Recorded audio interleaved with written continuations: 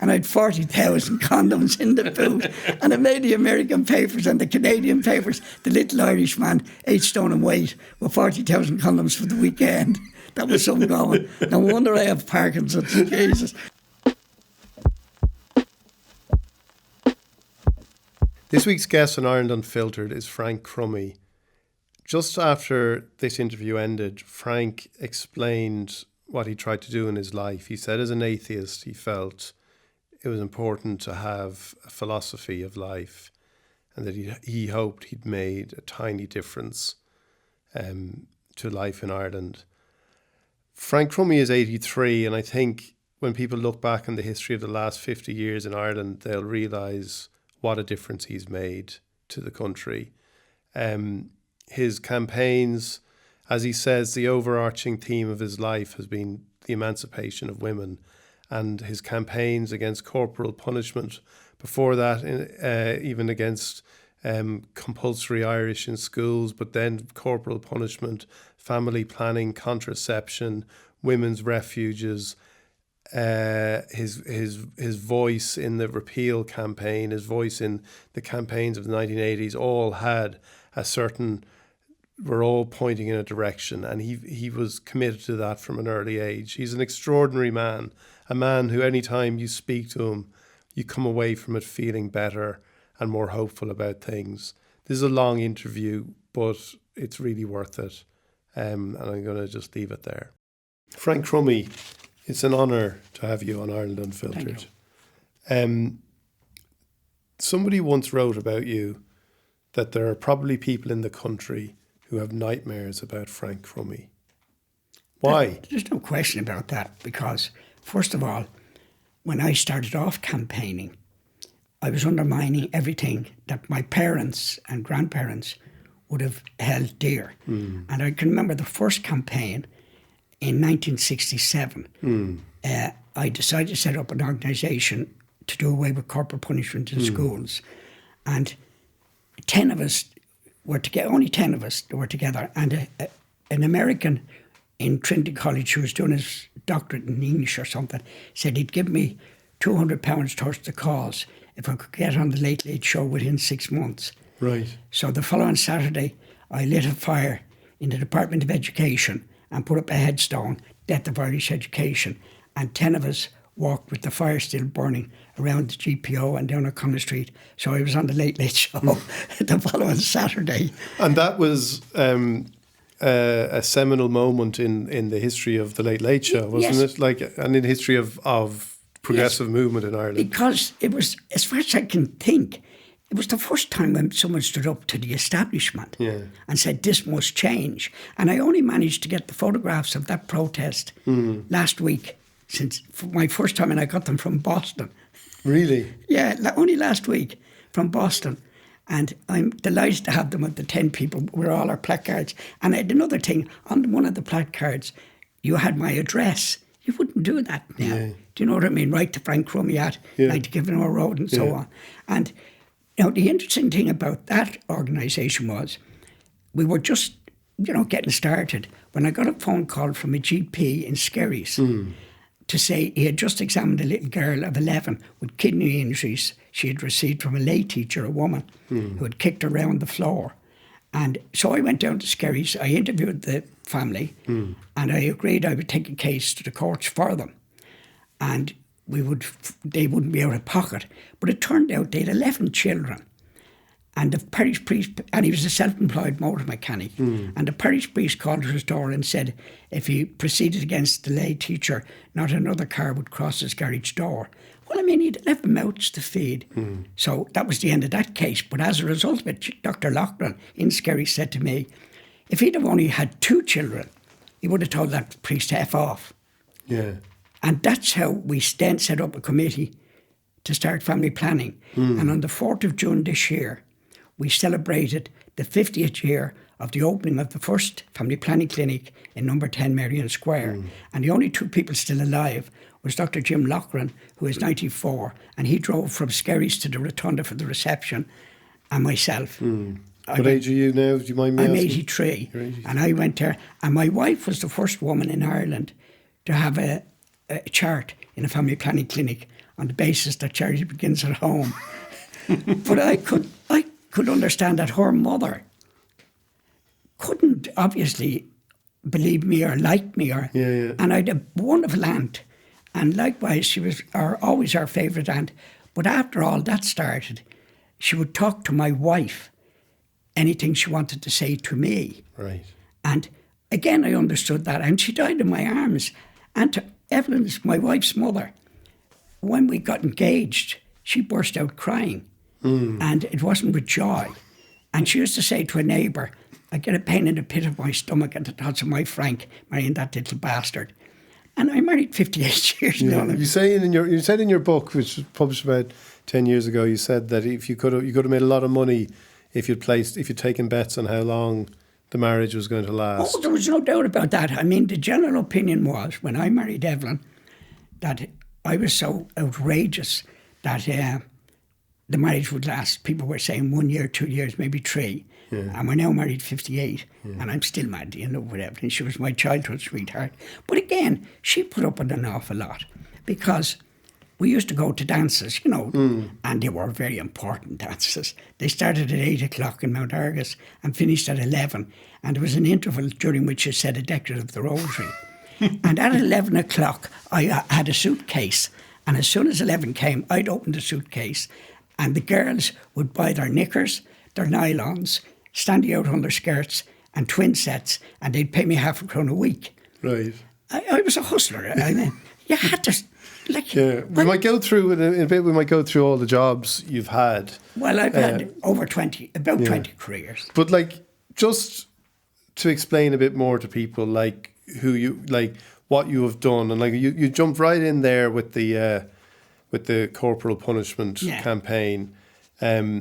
What if you were to say what your life has been about? What would you say in a sentence? Predominantly, it would be the emancipation of women, and I mean that because at the age of 8 years of age, I came down one Saturday morning, and there was a neighbour sleeping in her settee. A frightful number of pregnancies and a frightful number of children, and she'd been beaten up the night before. Our house had been wrecked, and my mother had taken her in for refuge, because my mother would have been the only woman on the street who was king of her castle or queen of her castle, because my father deserted when I was 3, which on reflection was a good thing. And over the period, because my mother was an amazing woman, she had her own little business going, and she would teach us lovely little things, whereas my father would have been a tyrant, from what I know of the background. Anyway, when we looked out our window, on that woman's door was a big notice. And at 8 years of age, my mother sent me out to run up the passage, rip it off the door and bring it over to her. And it was announcing the death of his wife, Connie, rest in peace. Now, I gave a talk to a group of women, mature women students from Trinity College one night, and I told that story. And one woman said, Frank, that was my grandmother. Really? Now, to show you again, in 1972, I was a mature student in Trinity. And another mature student, in those days, if a woman thought she was pregnant, she would have had to, she couldn't buy a kit. She would have had to go to her GP, pay the GP, and pay him extra for doing the test. And a mature student in Trinity, Pat Byrne, lovely lady, and I'm still close friends with her, said to me, Crummy, can you do pregnancy tests? And I said, yes, I can. So she said, well, I have a friend and she can't afford to go to a GP. I said, right, Bewley's Westmoreland Street tomorrow at lunchtime. Make sure she brings a sample. Now, the twist in this, we were sitting there. She was opposite me. I was here. Pat Byrne was there. And behind the menu was her urine sample. And I was sticking in my litmus tapes to see if she was pregnant. But sitting at another table were 2 special branch men who were following me because I was a subversive. For Jesus' sake, I never threw a brick at anybody in my life. And they were rubbernecking. They were freaking. They knew I was doing something behind the menu. And I was sticking in the litmus tapes. Anyway, to make a long story, the woman was pregnant, right? And as I got up to go out, I couldn't resist it because they were now sitting straight up. We know nothing about him. And as I passed, I said, Sergeant Murphy, I was only taking the piss. You can have it now. You see? Anyway, when I published the book, I was given a talk in Tala Library. And I told that story, and a woman stood up and said, Frank, I lost that baby. And I now meet her every 2 months for lunch. Oh, God. Isn't that amazing? Yeah. You know, and like people have no idea how their parents, no, their grandparents now probably, were treated in Ireland. In the 60s in Ireland, if a woman needed a hysterectomy to save her life, she couldn't have it without the signed consent of her husband. And I know one husband who refused and the woman died. So what? I was angry. Yeah. And was that anger there from, like you talked about your mother and, you know, your father leaving, was that anger in you from that stage? Because you say you didn't throw... I was a happy little fellow. Yeah. But I was angry at the way... I saw a neighbour jumping out of her bedroom window into the garden. And I asked my mother, why did she do that? And she said to get away from her husband. Do you know, this is sad in a way. My mother had a friend who had a shop on Sundrive Road, Miss Toomey. And during the summer months, she would close the shop early, come up to our house with maybe a pot of jam. And I mean, a pot of jam was gold dust in those days. And they'd sit in the window waiting for the pubs to close and the fights to start. That was their live television on Kilfenora. How sad, you know, when you think about it. Yeah. But they did. But my mother always answered my questions honestly. Yeah. And there was one little fecker up the road. And he treated us... Now, don't forget, on our road there was 102 houses. And I worked it out, there were 980 children. Now, there was one family up the road where the husband was a right bastard. And his wife died on childbirth. And, of course, in those days, a funeral was an outing. Yeah. And my mother would have brought my twin sister and myself by the hand to the funeral. And they were just lowering down the poor woman into the grave when he had to do the dramatics and jumped in on top of her. When someone in the crowd said, fill it fucking in, he was useless anyway. It was perfect. And the fight started in the graveyard. We never even got back to the pub, like, you know. So it's very important for girls to know that, for instance, in the 60s, if I was married to a girl in Dublin, living in Dublin, and I deserted her and I went to live in Melbourne, she was legally held to be living in Melbourne, not in Dublin. The fact that she had never left Dublin was an irrelevancy. Under the Domicile Act, she was living in Melbourne.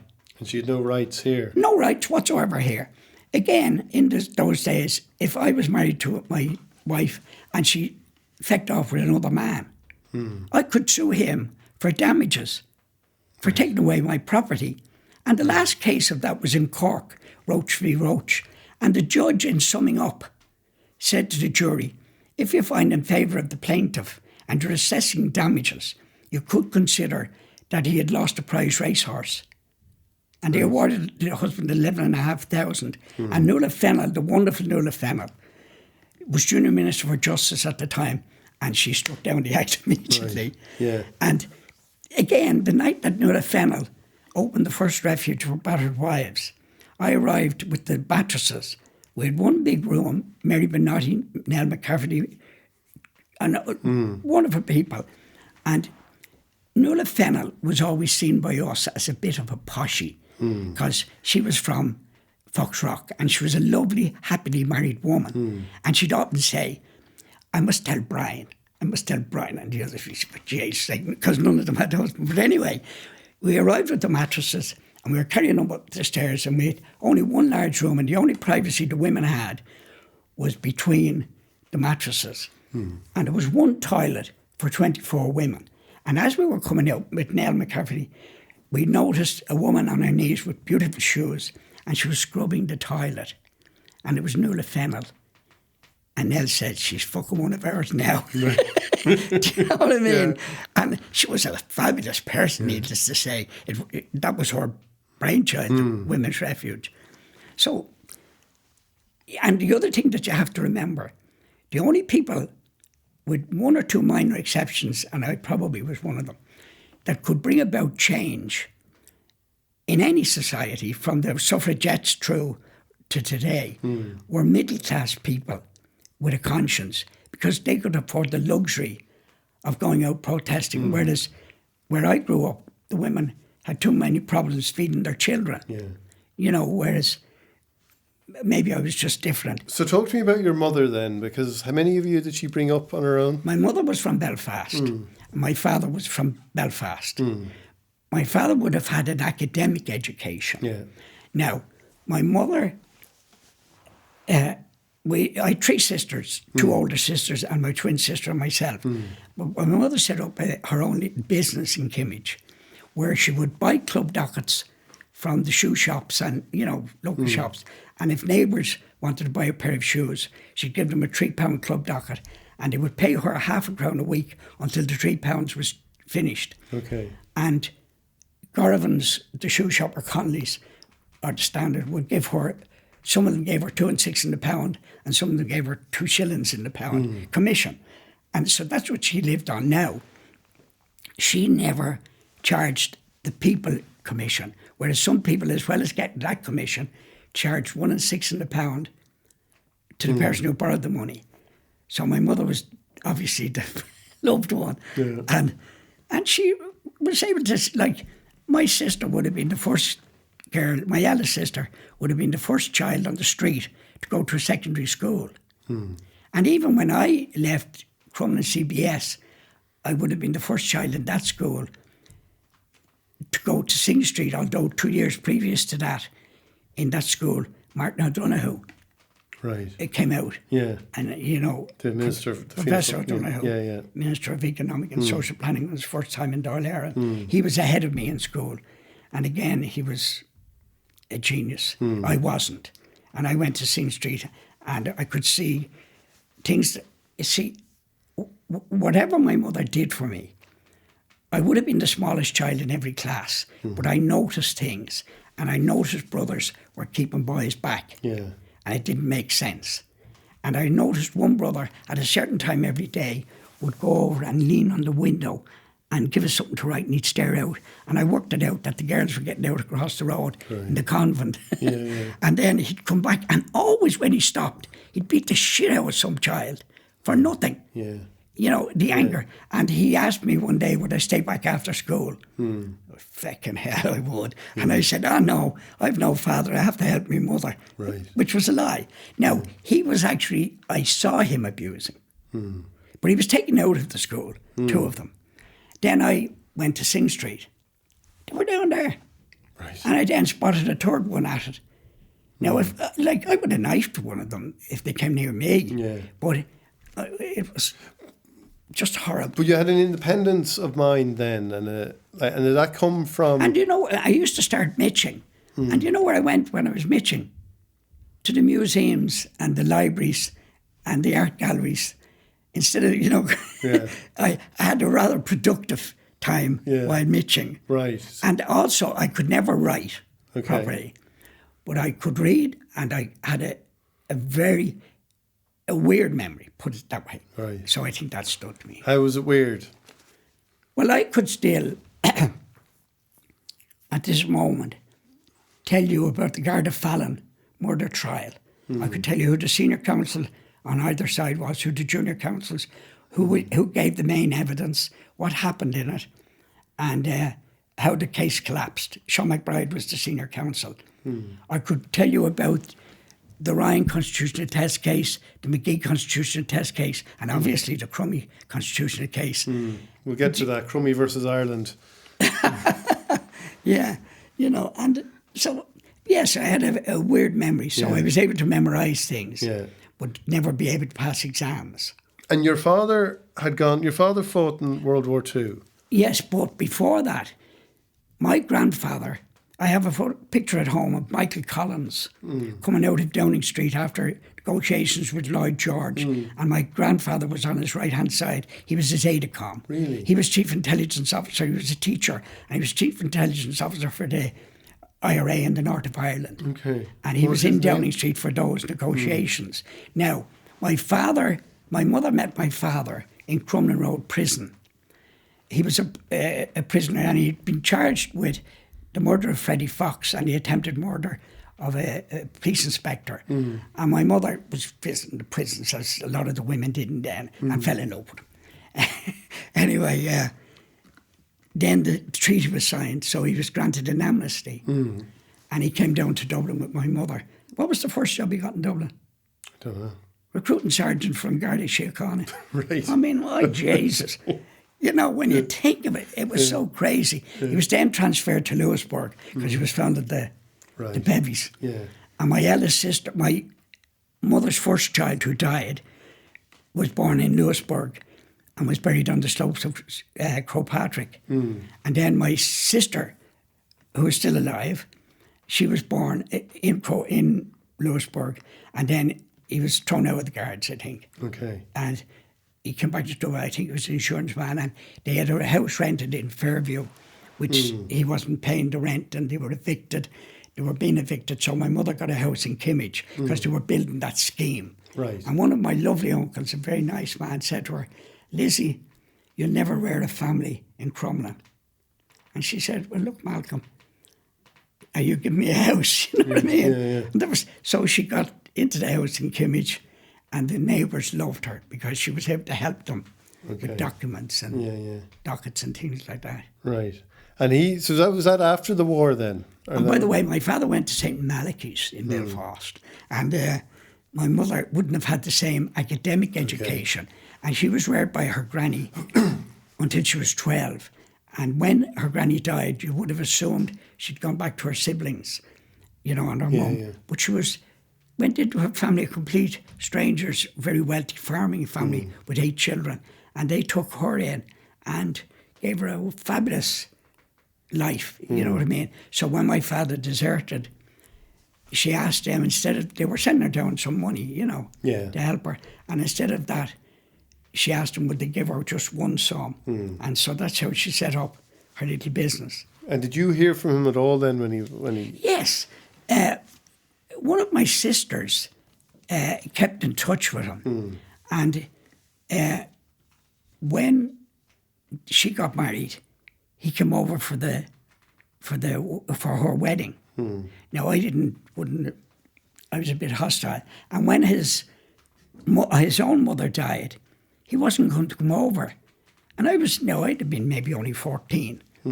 And I got my sister to write a letter for me, you know, to send to him, saying, nobody gives a toss if you're afraid to come home.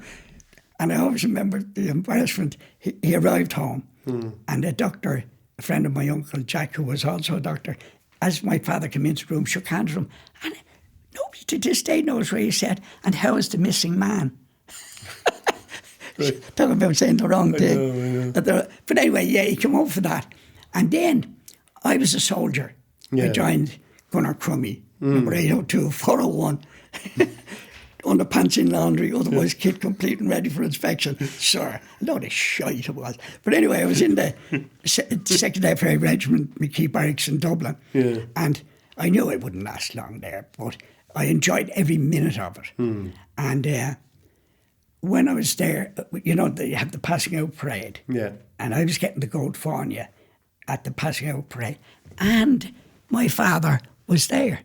Right. Now, I didn't but another thing that happened after the book was published, a cousin of mine who lives in Luton, that we wouldn't have seen only at funerals, you know, over the years, rang me up and said, "Frank, I'll be over in Newbridge next week. I'd like to talk to you." So I said, "That's great, wonderful." So I met him and he said, "It's a bit embarrassing." He said, "I read your book," he said, "and you were saying you hadn't seen your father from the age of, you know, such and such."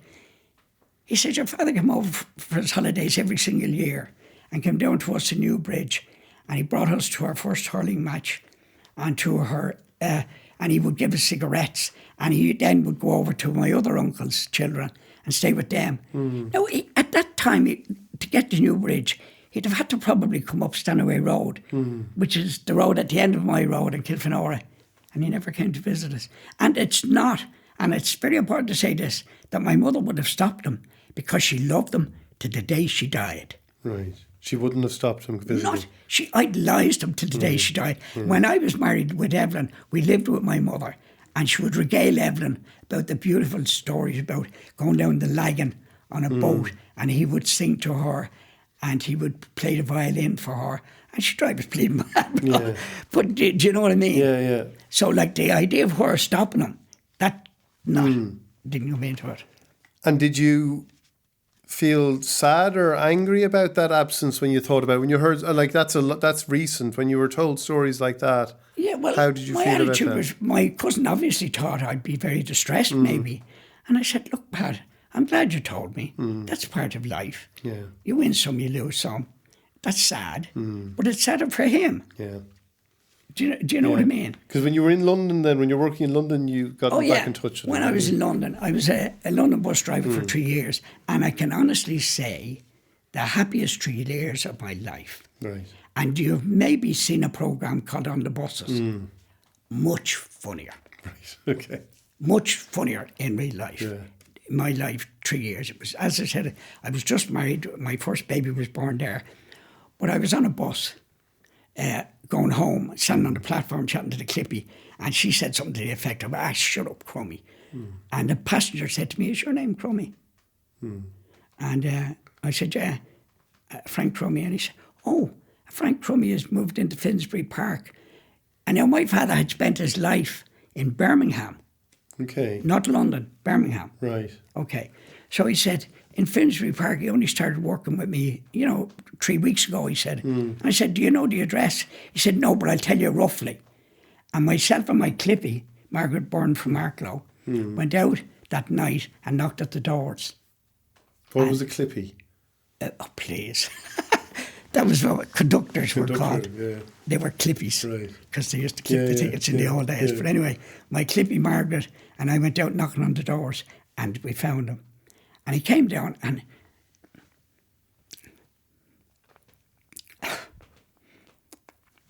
he was emotional. So we brought him out for a drink. Yeah. And I found him fascinating to talk to. And I found that he played bridge. I played bridge. He played chess. I played chess. And he was articulate and lovely to talk to. Now, obviously, you're not going to ask him, shall we say, leading questions and that. So we met him a second night, and then Margaret, my Clippy, very kindly said, invite him to your gaff next Sunday and I'll make a roast and we'll have a bottle of wine and, turn on the style. And we did. Yeah. And I did get talking to him about things, and he said, one of the things he said to me, which was quite interesting, he said, one of my problems, Frank, he said, was when I married your mother, I couldn't understand that I should give her money. I thought I should only give her what was left after he had enjoyed himself. Right, yeah. And he admitted to that. Yeah. And so we did get talking about things, but not much because you're easing in. And so we agreed to meet him the following Tuesday. And I was on a middle shift on the garage. And as I was going out, I collected my post. And one was a card saying, Frank, we were to meet on Tuesday night. Unfortunately, I have been admitted to the Whittington Hospital in Highgate. I don't expect you to visit me, but I'd be very honoured if you did. Now, I was union rep in the garage. I could have immediately gone in and said, cancel, get someone else to drive mine. And I'm taking a day off. It'd be no problem. I have a domestic. But I didn't. There was no urgency. And I finished at 6:30, and Margaret and I immediately got on the tube, went over to Highgate and went to the Whittington Hospital. And he had told us what ward he was in. And when we went up to the ward, there was an empty bed. And I said to a nurse, I'm looking for a Frank Crummy. And she said, come into the matron's office. And we went into the matron's office, and she said, I'm terribly sorry. He's just died. Now, I was a young lad, still a practicing Catholic. Became an atheist shortly after that. But anyway, I said, did he have a priest? And she said, no, Church of England. And I said, no, RC. But just as she was saying it, the door was open and there's a priest there. Right. And I said, are you a Catholic priest? And he said, yes. So I explained to him the situation. And he said, well, we don't like to, step on other people's toes, like if he was C of E. But if you tell me, and he went down and I don't know what they do, give him the last rites or something. But he had just died before. And that was, that was far more worrying and upsetting than anything what might have been. The questions I could have asked, the questions I wanted to ask. Anyway. And did you have a feeling what was your feeling when you were having those conversations with him, like those initial conversations and the ones where you were asking a few more questions? Did you feel a sense of kind of excitement or a sense of being reconciled? What was it? You see, you must remember, I just saw him initially as a person. Yeah. You know, not daddy. Yeah, okay. I had one bad experience, by the way.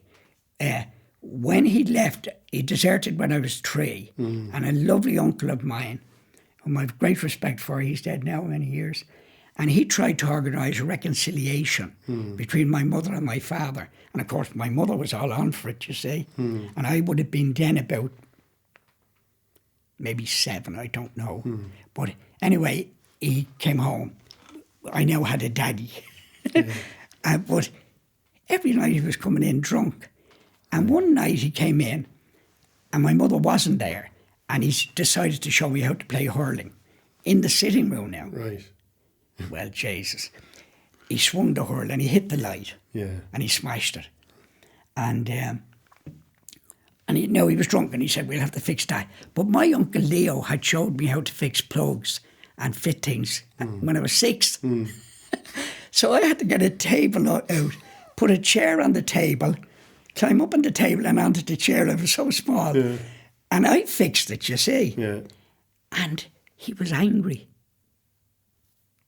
He didn't say, that's brilliant. You know, do you know what I mean? And I knew, and so a few days later I did something and I knew he was going to beat the shit out of me. Right. And I got the table between us and I said, why don't you fuck off back where you came from? Okay. And I ran like hell out the door. Yeah. And another thing that happened at that time, which my twin sister and myself came down out of bed and my mother had a black eye. Okay. And she said she hit the door. And at that age, I said, that's a bleeding lie. Do you know what I mean? But anyway, when I said that to him, he did fecked off the next day. Okay. That was the end of that, but that was a sad time. Your first, is this right, was your first kind of campaign then, was that against compulsory Irish? The first campaign was the Language Freedom Movement, set up by Christy Morris, myself, Paddy Brown and others, wonderful people. And that was the first time anybody in Ireland challenged a sacred cow. Yeah. And the Gael Gorey, Jesus, they missed. You see, we weren't against Irish. Yeah. We were against the language policy. And the Minister for Education at that time was, was it O'Malley? No, I'll come out in a minute. That's where my memory is beginning to fail. But anyway, the government Fianna Fáil policy on the Irish language at that time, and this is important, was the replacement of English by Gaelic in our everyday lives. Now, how stupid can you get? The Irish language is a brilliant language. It's very important to understand place names, the history, of Ireland. But it's a cultural language, like music. You couldn't be against music. You couldn't be against the language. Also, there were grants available in the west of Ireland, like Scheme na Muck and the Glasshouse schemes, which were available in Gaeltacht areas, but in Leitrim, which was economically destitute, they weren't available. Yeah. The other thing, in the post office, when a postman went in, an ordinary postman went in to sign on for his work, if you passed your Irish test, you signed on in blue ink. If you couldn't pass the Irish test, you signed on in red ink. Yeah. And you could be sent, the red ink guys could be sent anywhere, whereas the blue ink guy owned a duty. So you knew where he was every time. Okay. And when you retired, the guy with the blue ink got a pension, and the guy with the red ink got feck all. Really? It was appalling. Yeah. Now, I went into the post office, no bother to the boy, and I passed the Irish test. Yeah. So I was signing on in blue ink, but there were postmen standing beside me, sorting, who were 10 times better postmen or sorters than I would ever have been. And they weren't ever going to get a pension. That's why we started the Language Freedom Movement. And then the other thing was, if you did your Leaving Cert in those days, or your Inter, and you got an A1 in every subject, and you failed Irish, you failed your Leaving Cert. So, but we were misinterpreted. Yeah. And I had some funny things. At one stage, I was delivering post to Dartry. And one of the people I was delivering post to was Professor Martin O'Kine, Professor of Gaelic in Trinity College. And he didn't like me, and him and Keane O'Hegarty didn't like me. But anyway, I was delivering his mail. And he rang up Rathmines Post Office to complain that he didn't want me delivering his mail. Yeah. And of course the inspector said, but you know, that's his job. And he said, well, if he comes near my door, I'll hit him. Yeah. You know, Martin wasn't the gentlest of men. Right. And we had a meeting in Jury's Hotel when it was in Dame Street. And the named speakers for the night was a man called, Chris Morris and others. But Chris Morris wasn't available. And a fella called Sean Murphy, a lovely man, but very ill, took his place. And we were having the debate when Martin O'Kine and others rushed the platform. I knew this man was very ill, and I knew I wasn't able to stop them. So I went behind him and pushed him over the table instead. Okay. And there was bedlam and the police were called, and we were all barred from juries. But that poor lad died shortly after as well. But they were violent to us. Yeah. The gate-goers. Oh, yes, and then we had the famous meeting in the Mansion House, round number 1. And unfortunately, my committee who were organising this meeting, I had heard through the grapevine there was going to be trouble. And you know, one of the members of my own committee, lovely people, said, oh, they'd probably rustle papers and interrupt the speakers. I said, oh, for Jesus' sake, they're more likely to kick your bleeding head in. Anyway, it ended up in a riot with bodies everywhere. Right. It was, oh yeah, that night we heard the gates were not open yet, and the whole street was packed. When I heard that O'Fee, Professor Cardinal O'Fee, and that Franciscan, I think it was his name, oh, it's terrible. I was told to go out and invite them in as a courtesy. And I went out and I struggled my way and I invited them in, and they called me a quisling and something else. And as I went in, Professor, what's his name? Cardinal O'Fee, who was then a priest, said, rush the gates. And it was absolute bedlam. And at one stage, our crowd were trying to hold the gate. Yeah. Their crowd were trying to open it. And one guy had his neck in it. So I had to say, let go of that gate. And they let go of the gate and they rushed in. And, history speaks for itself. So we had round number 2. And Gay Byrne very kindly said he would chair it for us. Okay. And John B. Keane said he would attend. Right. And I decided I'm running this one to the lads. So I had 12 paid bouncers. Right. And about 20 voluntary bouncers. And I arranged with the guards and we didn't allow anybody to take up the front seat.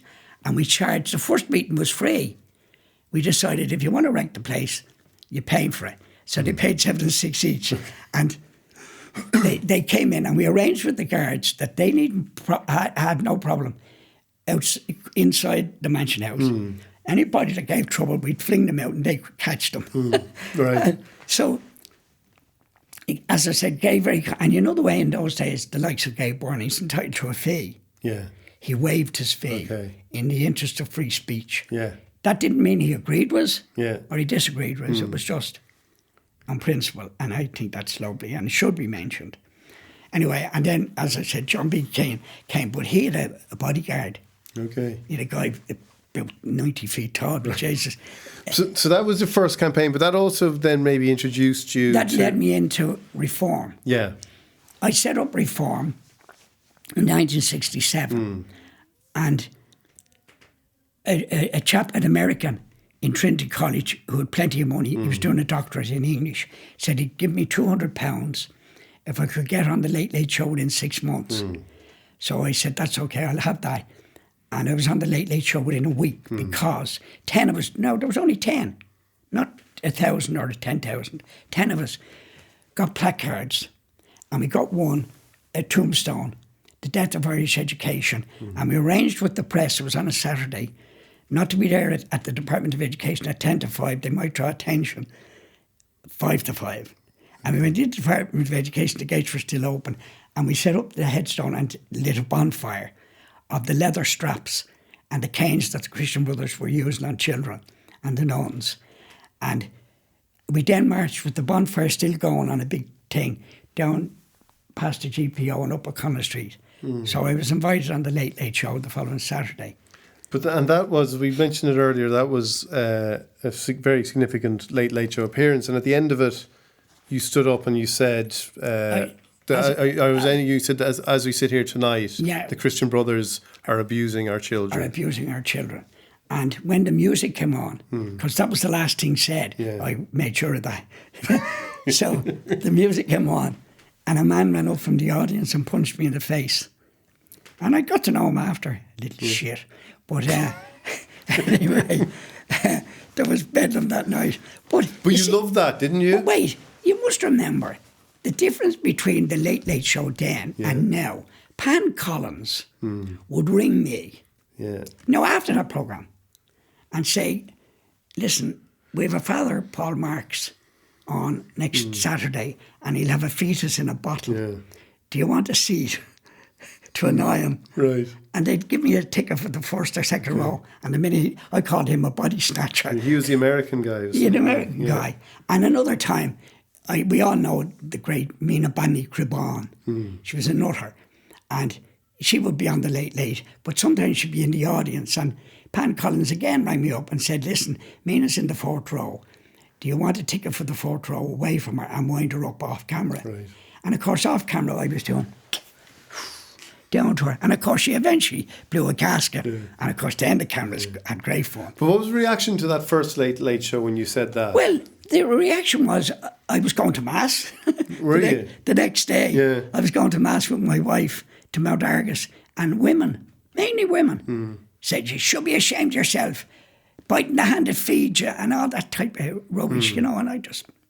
But it took me a long time to be vindicated. Yeah. But vindicated I was. And even Nell, now, my dear Nell McCaffrey, I travelled to Galway with her one time to Currandulla, to Marguerite Arden, the playwright, invited us down to give a talk on methods of contraception. And on the way down, I was regaling Nell about the abuses that I knew were taking place in Golden Bridge. And then Nell, in her own autobiography, said, I honestly thought Frank was gilding the lily.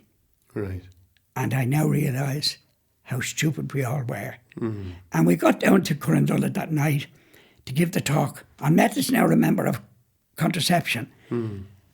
There were 16 women, not one of them under the age of 60. And as Nell said, Frank being the professional to the fingertips, he opened a scaboodle of tricks, told them where to put them, how to put them, and how to take them out again. And there was one for everyone in the audience. So that was when you were going, that was when you had the family planning clinic. We had set up the family planning. Now, it might have been myself and a lovely lady called Pat O'Donovan, whom I now visit in a nursing home.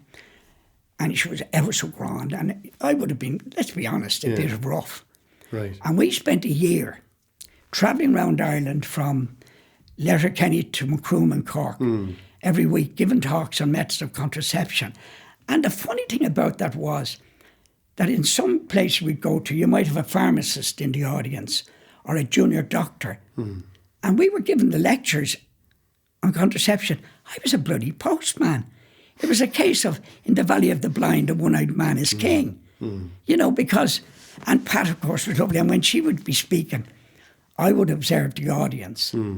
And we know, obviously, there were some people never on our side. Some people definitely on our side. But we were aiming at the ones who were in between. And when I was speaking, Pat would do the same. And then at the end of it, they could come up and ask problems that a friend of theirs had. And they could come to either Pat or myself. Right. Some preferred to go to a man, some preferred to go to a woman. And I would always have my pelvic model and take it apart and show them what was the problems were and what they could do about it. Yeah. But the other thing that annoyed me very much at that time, later on in the family planning campaign, I was a social worker with the ISPCC and I was in Ballyfermot. And Michael Cleary was the curate. Now, by the way, Michael Cleary... He married you, didn't he? Married Evelyn and I. Yeah. But he was the curate in Ballyfermot at that time, and he was on a bicycle. Now, he knew what I was up to. I always had a pelvic model in my car and contraceptives. But he said to me one day, such and such an address to go to. And I said, okay. And I went to that address, and the poor woman had 4 children under 5. Couldn't handle them. So I went back that night to her husband and herself, and I explained to them what was now available. And her husband and her were delighted, and I brought them down to the clinic. She got sorted. And when I saw Michael Cleary, I said, sorted to him. And he said, good on you. And a week later, he was on 98 FM and referred to me and my contraceptive mentality. I mean, you couldn't have a both. Do you know what I mean? Yeah. It was so hypocritical. And when I see these poor women that, you have no idea what women suffered. And another thing very funny, I love Mount Argus.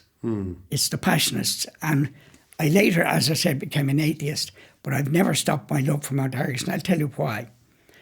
Because when I was 13 years of age and in the sodality in Mount Argus, like everything else, Father Paul Mary and Father Anselm were the finest men I've ever known. They did so much for the poor in that area. They organised football tournaments, dances, even if they said the Dexter's was rosy in the middle of it. So what? It was still the pinnacle of our week to go to that dance. And the other thing they did, we were in the Crusaders. They would take a guild, 2 rows of seats on a Saturday and bring them down to Paul's Hall, which is just down the hill from Mount Argus, on a Saturday, and we'd have a talk on sex education. I mean, nobody else in Ireland was doing that. Yeah. And then they organised patrician meetings and they would have topics and they were very funny. But that gave you experience in speaking in public. And I remember one was on, the two that stand out, one was on honesty. And there was a rather genteel fellow there. And someone was saying what you'd do if someone... And he said, one fellow stood up and said, now hold on, if someone robbed 10 shillings on you and you knew they robbed it on you and a coat was hanging up and you put your hand in their pocket and there was money in it, could you take that? Would that... And one said, oh, brother, that would be a sin. And some other fella said, take the fucking coat and all. So, and the other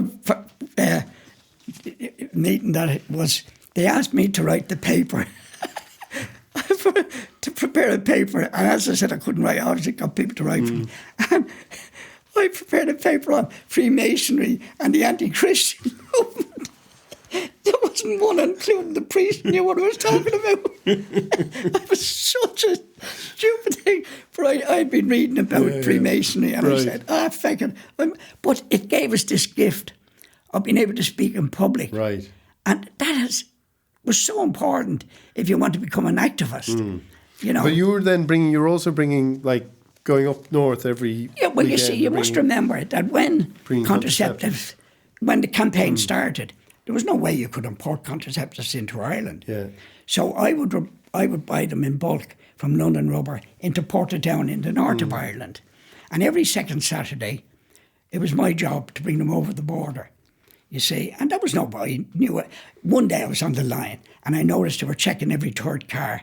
And oh shit, it was a third car. So I opened up the bonnet and let the guy behind me go past. Okay. But anyway, I was always successful. And one Saturday I got through, no problem. Yeah. Driving up to Balbriggan, there's a guarded checkpoint looking for the IRA. They weren't looking for me. Right. But the guard opened up the back of the thing and he said, Jesus. He said, you're not supposed to have them, are you? I said, excuse me, guard. They're in my possession. They're for my own personal use. And I'll have a go at you if you touch me. And how many did you have in the boot? But he called over the sergeant. He was frightened. He said, Jesus. He said, have a nice weekend. And I had 40,000 condoms in the boot. And I made the American papers and the Canadian papers. The little Irish man, 8 stone in weight, with 40,000 condoms for the weekend. That was something going. No wonder I have Parkinson's. Jesus. But anyway, and, I mean, it was just crazy. The other thing was, if we went over to London to a meeting by air, obviously you couldn't smuggle in bulk, you know. But we'd always bring something back like IUDs and things like that. But one of the women one night decided to be stupidly courageous. And she filled her case with diaphragms. Right. And it was a ton weight. Yeah. It took 2 of us to carry it for her. And we were coming through the green section in Dublin Airport, nothing to declare, when a young customs officer called her over. Ah, jeez, we're gone now.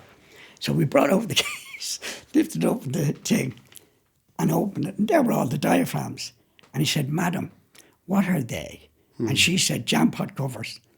"Certainly, madam," and we got them through.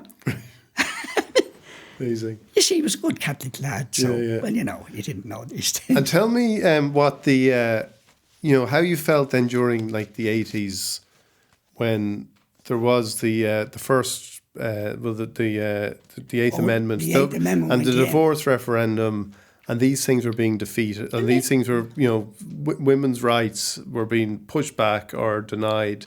It was appalling. It was frightening and very upsetting. But I knew one thing, and I said this years ago, that as sure as night follows day, and I'm talking about in the 60s now, I said, as sure as night follows day, I may not be alive, but the right of gay marriage will come in Ireland as soon as we break the stranglehold of the Catholic Church.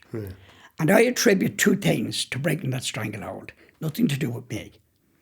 One of them was the Ryan report when it came out, and the other clincher was when Enda Kenny made a statement in the Dáil. Right. That blew it apart. The Catholic Church were gone.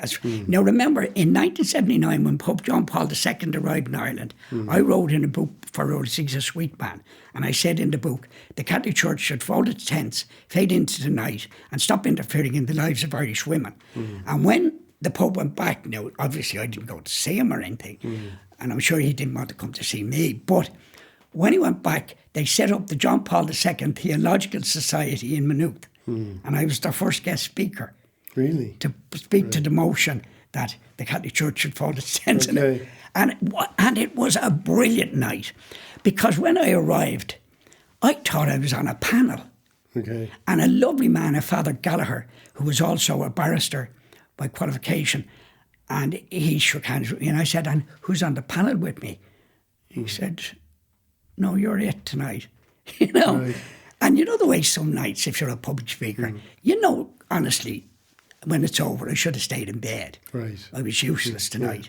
And the other night you say, "Oh, fair dues, I clicked tonight, Well, that night I clicked. Okay. And I remember 2 things that developed. One, a priest said something to me. It was made up of priests, nuns and seminarians. And a priest said something to me. And I said, "Father, if I was a feminist, I'd call you a male chauvinist pig. I won't bother." And a nun stood up and said, "I am and I will," to the priest. And at another stage, I was telling them about the difference at that time between prostitution in Dublin and prostitution in London, Paris or Rome. Yeah. And there was a nun, and I couldn't see Father Gallagher, who was slightly behind me, and she said, "Mr. Crummy, even if what you're saying is true, and I notice Father Gallagher is nodding in agreement with you, I don't want to hear it." And I said to her, "What do you work at?" And she said, "I'm a teacher." I said, "Then you should pack it in, because your job should be preparing your children for this world, not some imaginary world that you have." And the other thing was, a little Salesian nun stood up in the front and said, "Mr. Crummy, can I ask you a personal question? Are you related to Father Sean Crummy in St. Peter's in Belfast?" I said, "Yes, we're cousins." And she said, "I can't believe that just came from the same gene pool." And when did you take the case? Tell me about the case against on the censorship Moore. board, under the censorship board, Oh, Crummy versus Ireland. But can I tell you the case we took for David Moore to do with corporal punishment? Yeah.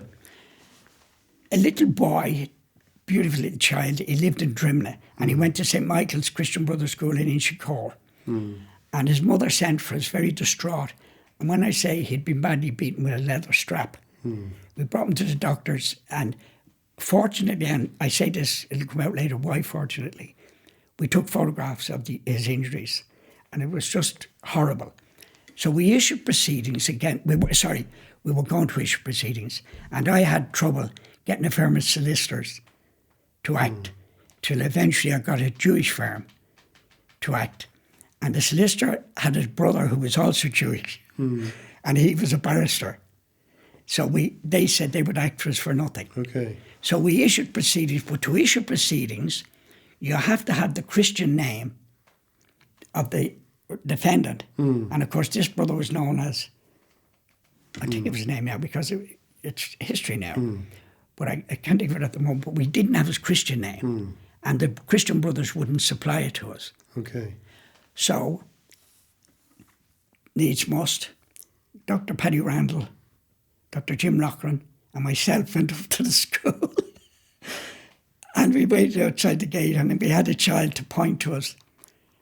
That's the brother. And we got him up against the railings and explained to him that if he did, that if he didn't give us his Christian name very quickly, his head was going through the railings. And he said, Joseph, Joseph, Joseph. So we were able to serve him. Right. Now, and it's worth telling you this, because we then served. Yeah. And our barrister very wisely said to us, it's not his first year at that school. Where did he go to as a child, as a baby? And he went to Golden Bridge Convent. And it was suggested that I go to Golden Bridge Convent and interview the teacher whom he loved to find out would she make a good witness, basically. Right. Yeah. So I prepared a summons for this lady, but I also got a summons, and it just filled it out stupid. It wouldn't have been legal or anything. But I went up and I brought up a young lad with me, a schoolboy. And when I got to the gates of Golden Bridge, I said, Teddy, you stand there. And when I mean, if a woman passes, you follow her. Now, we didn't have mobile phones then, you see. Yeah. So I went in and I met a lovely nun who said to me, I told her I wanted to see Miss Cal. And she said, oh, I see. Well, I'll have to bring you up to Sister Anne. She's the boss. I said, okay. So I went up to Sister Anne and she said, I'll have to ring my solicitor for advice. And I said, okay. And she went out and came back and said, Miss Cal is not on the premises. Jeez, give me a break. Why do you think I put Teddy on the door? Yeah. But anyway, so I took out the rubbish summons and I wrote Sister Jarlath. I didn't know her name. I said, I'm serving you a summons to appear as a witness in the David Moore case. In the and of course, Sister Anne panicked. I said, but Sister Jarlath is not very well, and we never go to court even for burglaries or anything like that. And I said, yes, Sister Anne, that's out of consideration for you. You have known for me, and so I've known for you. If I don't get Miss Cal, I'll have her. And what's more, if she doesn't turn up, I look for a warrant for her arrest. No, I was bluffing. Jesus, you never got it. So she said, I must ring my solicitor. Whereas she hadn't rang him. Now, it turned out our solicitor was Richie Ryan. Right. Now, Richie Ryan would have known me. Yeah. So she rang Richie and he said, who? Be nice to him. So she came back and the first thing she said to me, Mr. Crummy, would you like to smoke? I said, no, I don't smoke. And she said, well, now, if I got Miss Cal for you, would you take back the summons from poor Sister Jarlath? And I said, of course I would. She said, she's in number 10 Tyrconnell Road. So I said, right, I'll take it back from her when I get Miss Cal. So I went down to Miss Cal. She was a lovely woman. And I asked her she said he was a little darling. He never gave a minute's trouble. He was a child you wanted to hug. Yeah. Well, I'm obviously happy as a lark. So I said, and would you be willing to give evidence? And she said, yes, I would. I'd be delighted to. So I served her with a proper summons. Right. And I said, you can tell that silly cow up there, she can tear up the other one. It was rubbish anyway. Yeah. So anyway, the case was on a Tuesday and she arrived. And my senior counsel, I'll think of his name in a moment, said to me, who's this teacher witness we have? I'd like to talk to her. And he went over and he spoke to her. And he came over to me, he said, get her off the premises. He said, she's going to hang you. So I went over to her and she was crying. And I said, what happened? And she said, well, I was told, and don't forget there was no wrongful dismissal legislation, that if I spoke up in favour of David Moore, I would not be coming back to work. Right. I said, give me the summons, love. Off you go. So we had to go in without her. Okay. The jury found in favour of David Moore and found that he had excessively beaten the child. But because it was the Christian Brothers, they awarded 1 shilling contemptuous damages, and later said that they thought by awarding the shilling we'd get our costs. Right. But because they didn't beat the lodgement, which was something small, we didn't get our costs in it, you know. Yeah. And that was the David Moore case. That family had to emigrate to Canada. Okay. Immediately after that, they had to emigrate to Canada. And about 18 months ago, a nephew in Canada wrote to me for the details.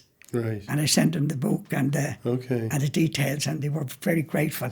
They said because it was always talked about in the family, and he wanted to know, you know, exactly what had happened. Now, the next case that you've asked me about, Crummy versus Ireland. Crummy versus Ireland. I was distributing a tiny little booklet through an Ad in Woman's Way. Now, it was only about that size. It was 15 pence or whatever it was then. And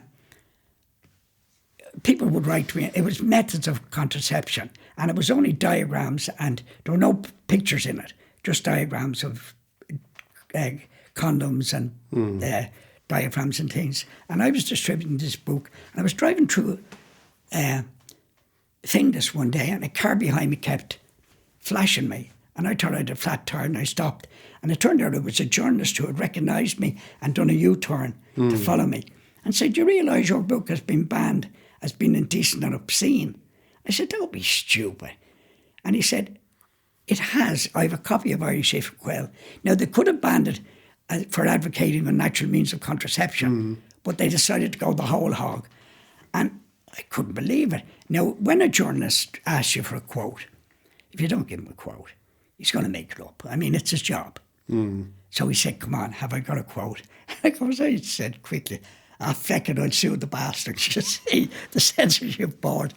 And the following day or two, in Family Planning Services, this was, Robin Cochran and myself organised a press conference at which we decided to distribute the book on camera for RTE. Yeah. But at the last minute, didn't we realise we only had 3 copies? Okay. And we didn't have, the conference was to start at 2:30. But you need a crowd. So I rang Guy's Restaurant and said, "Margaret, I need a crowd." At 2:30, she said, "Leave it with me." So all the cars arrived. And you know who one of the crowd was? Who's that? Lady Christine Longford, a patron of the arts. And a big, she was about 86 at the time. Right.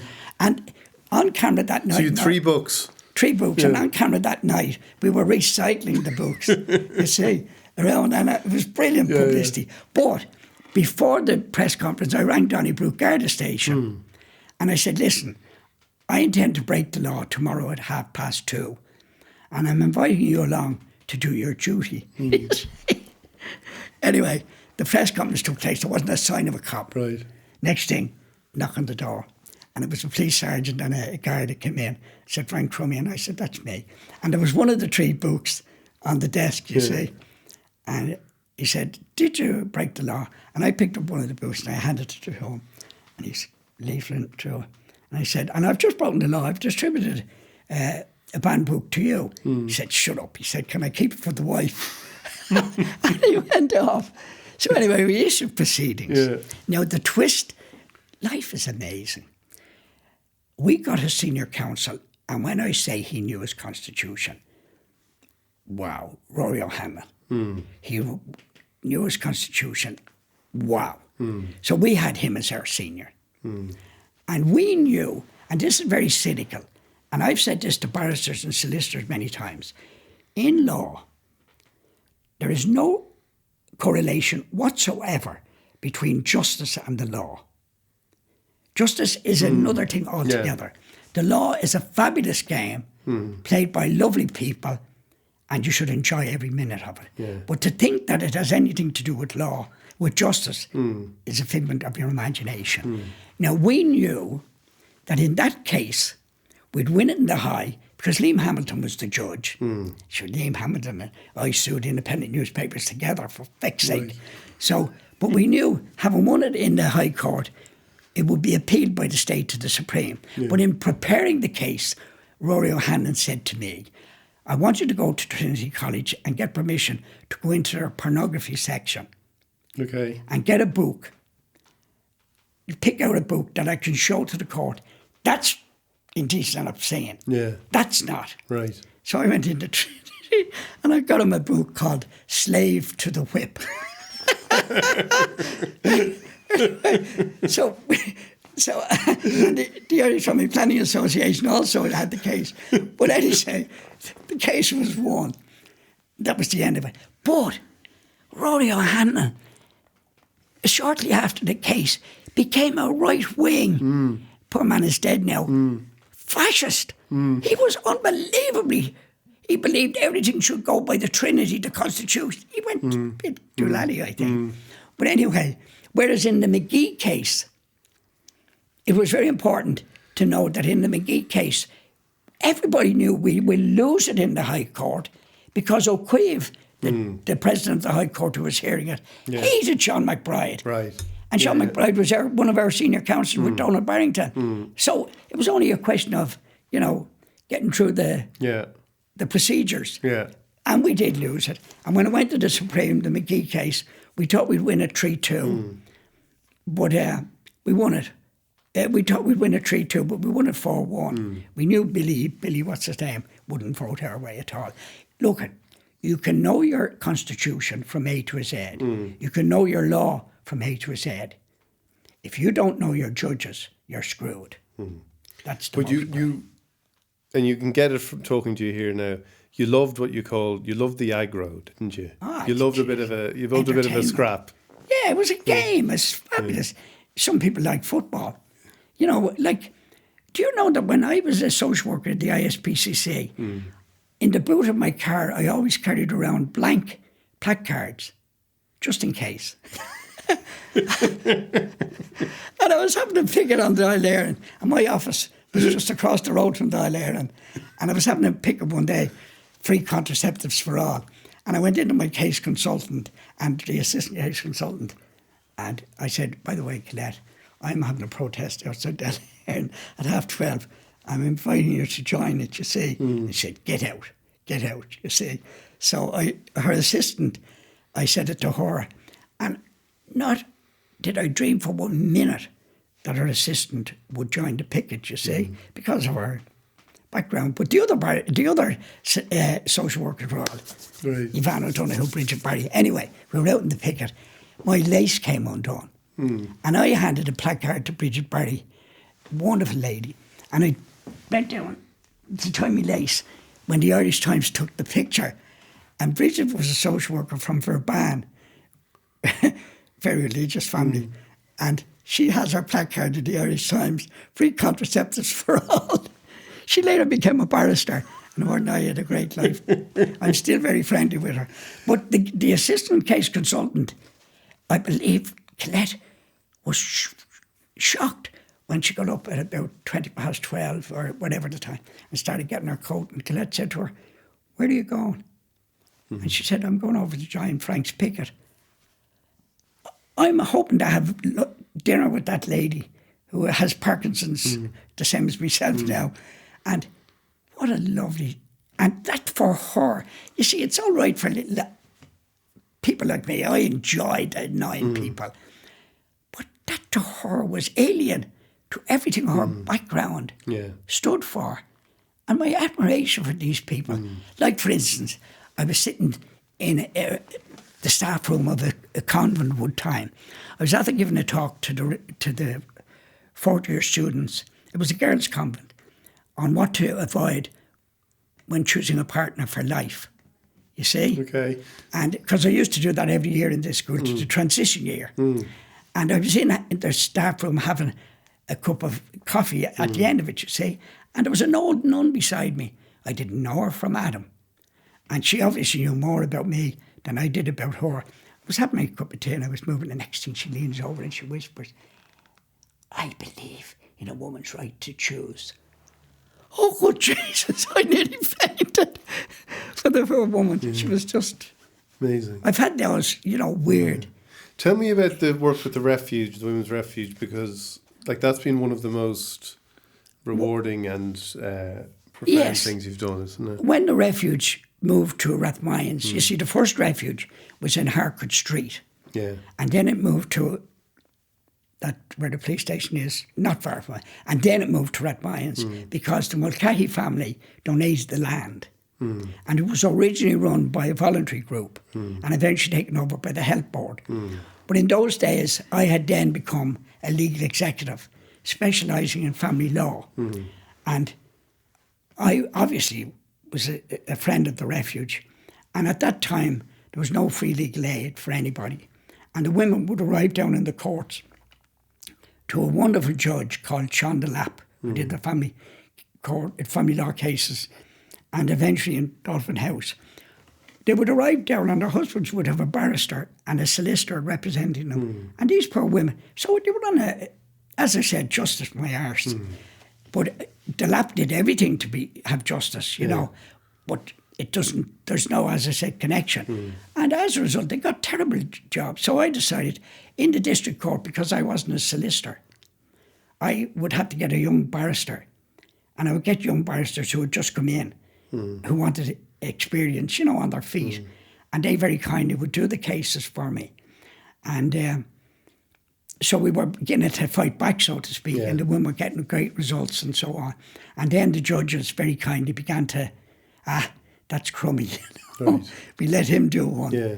And I remember a judge asked me to stay back one day, and she said she had a case on earlier, and she adjourned it because she said, reckoned one side was unfairly not represented, and would I do it in a fortnight's time? Okay. Which was, you know, it showed that these people were good judges, good people who cared. She did that a few times. Yeah. But you stayed in touch with people from the refuge? Oh, yes. And I was in the refuge, and there was one, I'll just tell you one crisis, you know, it was summertime, courts in recess, right? A man had supervised access to his 2.5-year-old little girl in the refuge. So he went down for supervised access and it finished, and the worker in the refuge was carrying the child out in her arms to say goodbye to Daddy. And at the last minute, he grabbed the child, threw her in the back seat of the car, and the worker in the refuge tried to stop, and her sleeve caught in the car, and she was dragged along the ground behind the car. Anyway, he got away, and it was obviously they were very distraught, and they rang me and myself, and I'll name her, wonderful Mary Ellen Ring, who is now a judge. She called, and she had jeans, because it was in a recess and I was in a tracksuit. But the poor woman was distraught, so we asked her, we were trying to work out whether he had done it on the spur of the moment or planned it.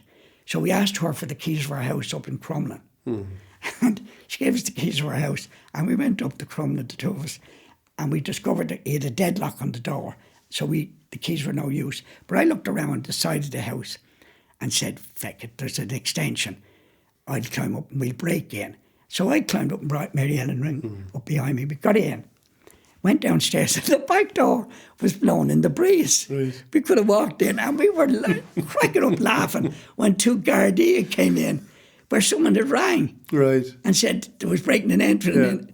And they came in, and we were cracking up in the city. And he said, what's going on, you know? And I said, shut up for a minute. I said, this is Mary Ellen Ring, a barrister. I said, I know you. He said, you're never off the radios. So he said, what were you doing? So we told him. He said, now listen, if there's any more breaking and entering in our patch, give us a shout first. But anyway, she got her child back, and I was at that child's wedding later. Were you? Later in life. And her and two other women that I acted for, when they left the refuge, you know, and got settled down in their house, about 2.5 years later, they got together and they decided they would bring me out for dinner every Christmas for the rest of my life. And I'm on my 29th year. That's and they've amazing. never missed. And, another, you know, I think it's so important to get these things out. The only job of all my careers that I was ever sacked from, because I normally just left, you know. The only one that I was ever sacked from was as a social worker. I was sacked by the ISPCC. Yeah. Now, I reckoned, I knew I was going to be sacked. I mean, let's be practical, but the press were after them, you know. Why did you sack Crummy. And they eventually, because they weren't obliged to have a reason, but they issued a statement to say that it was inconsistent for a good social worker to be involved in family planning. Right. That was their excuse. Another thing that happened while I was there, and it's worth saying this, they decided to hold a diploma in childcare over a 2-year period. And they very kindly, knowing I was useless at writing, allowed me to dictate it. You see, and the social workers in Galway, we're doing this. And halfway through the course, I realised that the winner, the person who got first was getting £100, and the person who got second was getting 75, and the person who got third was getting 50. So I said, I'd better put an effort in here. So at the end, I got first. Right. And there was a lunch, beautiful lunch in the Shell Barn. And we were all there when Colette, my case consultant, came down to me and said, Frank, we have a problem. She said, Mr. Whelan is presenting the prizes and he's not prepared to shake hands with you. No, I didn't know who Mr. Whelan was even. I said, Colette, where is he from even?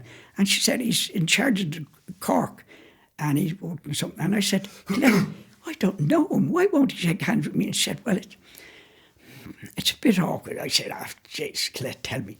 And she said, he's not prepared to shake hands with you because you handle condoms. I said, give me the money. So she gave me the 100.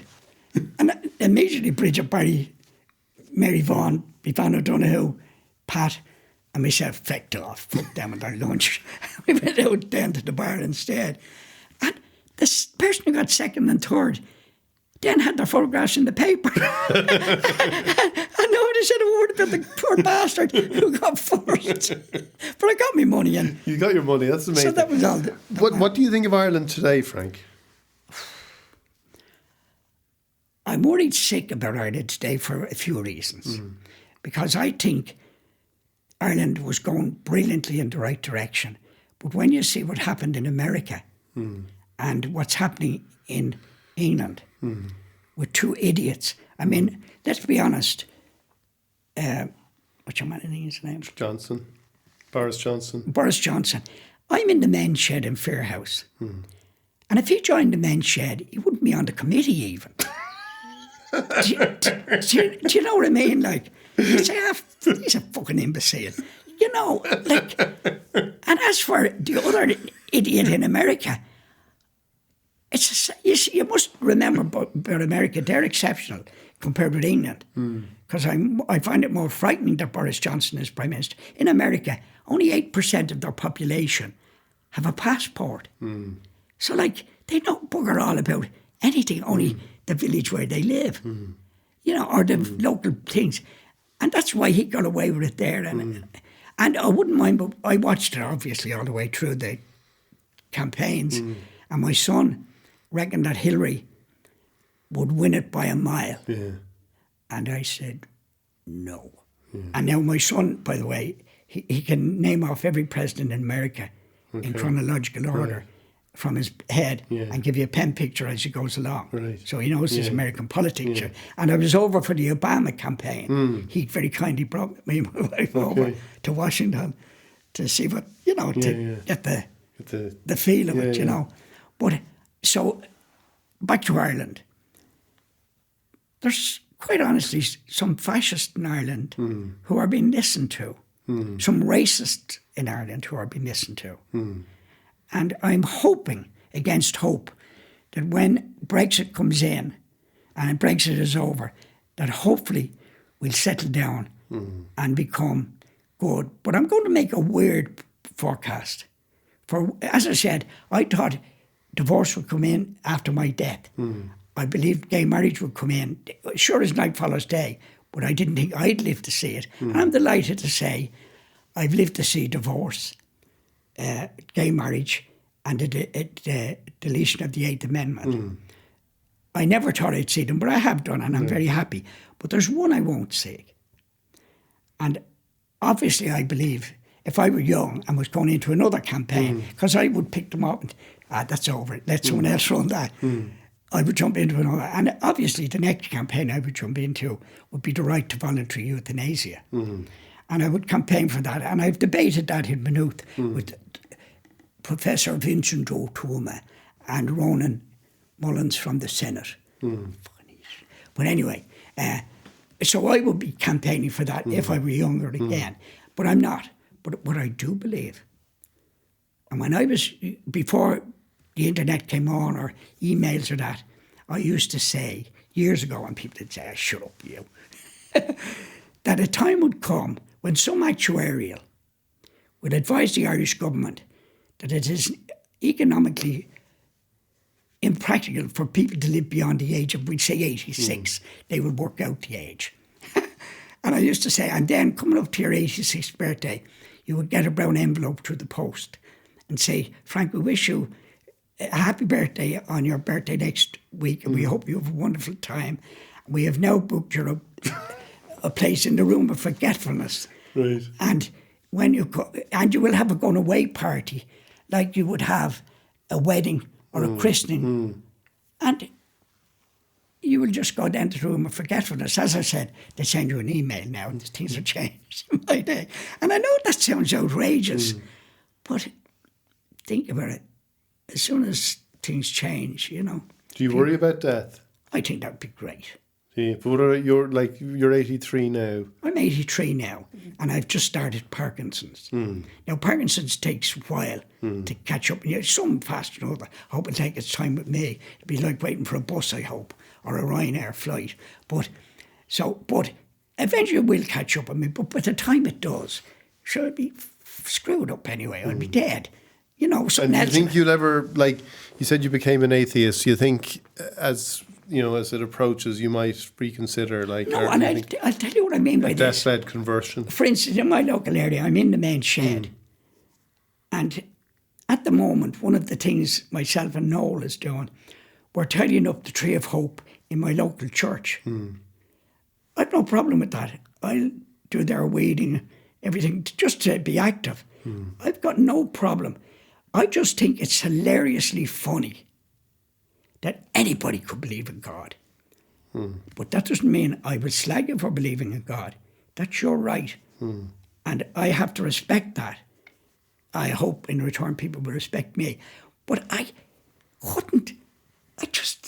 By the way, I've worked out my funeral. You know, I plan my funeral. I know all the music, Raglan Road, and my lagging love for the north of Ireland and things like that. So, like, I'm not going to live forever. You're not going to live forever. And the idea of a heaven. By the way, if there was a heaven and I was wrong, I'd have a terrible row with Jesus or God or whoever he is because of some of the things he has done. So I'd have a picket in heaven. That'd be good, wouldn't it? That would be good. Frank, it's been fantastic having you in. Thank you so much. Okay, thank you. Oh, and can I say thanks to my dear wife and my children and my grandchildren for putting up with me all those years. I was able to ring my wife one night at 9 o'clock. There's not many men can do this. And say, Evelyn, love, I'll be home. She was my childhood sweetheart. And I was able to say to her, Evelyn, love, I'll be home at 10:30. And would you make up another bed because I'm bringing home a prostitute? And she said, no problem. I'll have that ready for you. And I arrived home with the prostitute. I was hiding her from a fucking pimp bastards. We'll leave it on that note, Frank. Thanks. Leave it on that note. That was the wonderful Frank Crummy. Before we go, if you like the show, please leave it a review and don't forget to subscribe to Ireland Unfiltered on all the usual channels.